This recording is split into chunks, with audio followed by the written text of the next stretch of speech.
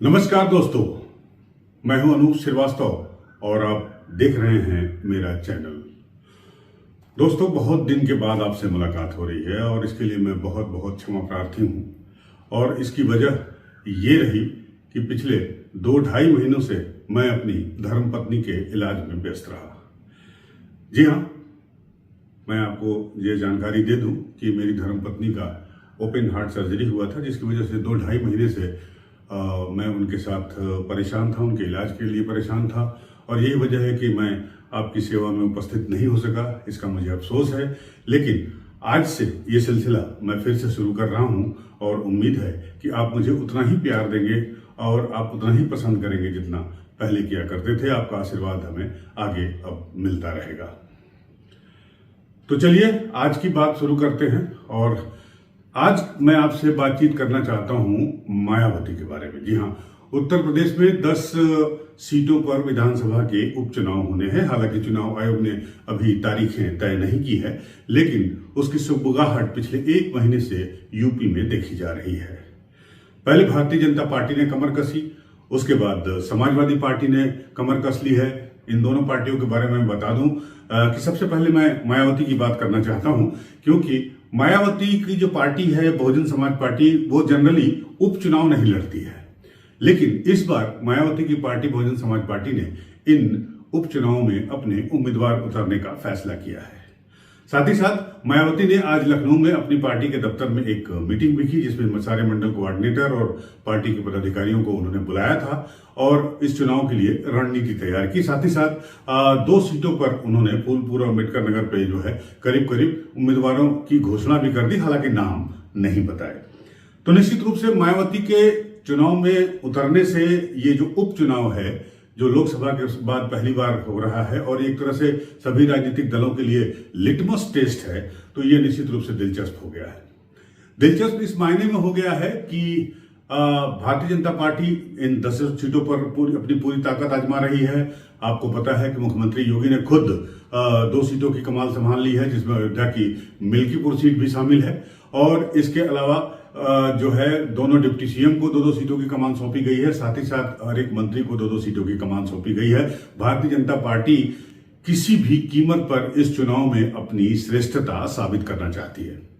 उधर समाजवादी पार्टी के सामने भी चैलेंज है कि वो लोकसभा में जो चुनाव में उसे सफलता मिली उत्तर प्रदेश में, उसे दोहराने की पूरी कोशिश करे। और इस कवायद में वो लग गई है। 2 सीटों पर उसने भी करीब करीब अपने उम्मीदवार तय कर दिए हैं, जिसमें अयोध्या के मिल्कीपुर सीट से अवधेश प्रसाद के बेटे और लालजी वर्मा की बेटी छाया वर्मा अम्बेडकर नगर से उम्मीदवार होंगी। लेकिन अभी तक रस्साकसी जो हो रही थी वो समाजवादी पार्टी और भारतीय जनता पार्टी यानी एनडीए और जो है इंडिया गठबंधन के बीच हो रही थी। लेकिन अब मायावती के इस चुनाव में उतरने से स्थिति बेहद दिलचस्प हो चली है। सवाल यह है कि बहुजन समाज पार्टी की नेता मायावती, जो हमेशा से उपचुनाव से दूर रहती थी, आखिर उन्होंने ये चुनाव लड़ने का फैसला क्यों किया है। निश्चित रूप से पिछले चुनाव में जिस तरह का प्रदर्शन रहा है मायावती का, और जिस तरह से लोकसभा चुनाव में उनको धक्का लगा, उसके पहले 2022 के विधानसभा चुनाव में धक्का लगा, उनका वो जनाधार जो है 22% से घटकर लगभग 10% भी आ गया है। लोकसभा चुनाव और विधानसभा चुनाव दोनों को देखा जाए तो निश्चित रूप से मायावती के सामने या बहुजन समाज पार्टी के सामने जो है एक तो वजूद का संकट खड़ा हो गया है, क्योंकि मायावती को अगर राष्ट्रीय राजनीति में बने रहना है तो उत्तर प्रदेश ही उनका आधार है, उनकी जमीन है, उनकी पार्टी की जमीन है। तो एक कारण तो यह है। दूसरा कारण यह माना जा रहा है कि जिस तरह से बीजेपी का प्रदर्शन खराब रहा उत्तर प्रदेश में लोकसभा चुनाव में, और वो 64 सीटों से 33 पर सिमट गई और समाजवादी पार्टी 37 सीटों तक पहुंच गई, कांग्रेस को 6 सीटें मिल गई। तो इस तरह से बीजेपी के लिए एक तरह से ये खतरे की घंटी, क्योंकि उत्तर प्रदेश में 2027 में चुनाव भी होने हैं। तो माना यह जा रहा है कि लोकसभा चुनाव में जो मुस्लिम और दलित का कॉम्बिनेशन इंडिया गठबंधन के साथ चला गया, उसको रोकने के लिए मायावती जो है एक तरह से इस चुनाव में उतरी हैं और एक तरह से वो बीजेपी की मदद करेगी। क्योंकि बीजेपी को या मायावती को खुद उम्मीद है कि जो नारा पीडीए का अखिलेश यादव ने दिया था, जिसमें पिछड़े दलित और अकलियत का यानी मुस्लिम समाज का उन्होंने नारा दिया था, उसमें उनको असातीत सफलता मिली लोकसभा चुनाव में वोटरों के थ्रू, और उन्हीं वोटरों को अपनी ओर वापस खींचने के लिए मायावती इस चुनाव मैदान में, विधानसभा के उपचुनाव मैदान में उतरी हैं। लेकिन मायावती कितना टक्कर दे पाएंगी समाजवादी पार्टी को इस चुनाव में? क्या मायावती की तरफ यूपी का मुसलमान एक बार फिर से मुड़ेगा? क्या दलित जो दलित का एक बड़ा चंक, जो वोट चंक है, जो उनसे खिसक गया है, वो उनकी तरफ जाएगा?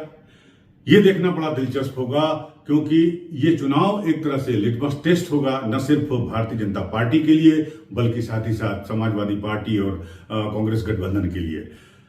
तो अब मायावती के मैदान में आने से निश्चित रूप से मुकाबला बेहद दिलचस्प हो गया, लेकिन अब निगाह यह भी रहेगी कि कौन पार्टी किस उम्मीदवार को उतारती है इस उपचुनाव में। पार्टी के उम्मीदवारों पर भी सबकी नजर बनी रहेगी, मायावती के अगले मूव पर नजर बनी रहेगी, हमारी भी नजर बनी रहेगी। हम आपसे रूबरू होते रहेंगे, उत्तर प्रदेश के राजनीतिक घटनाओं की पल पल की जानकारी आपको देते रहेंगे। आप बने रहिए हमारे साथ। अगर आपको हमारा वीडियो अच्छा लगा तो हमें पहले की तरह जरूर लाइक करिए, सब्सक्राइब करिए। मिलते हैं आपसे अगले वीडियो में, तब तक के लिए नमस्कार।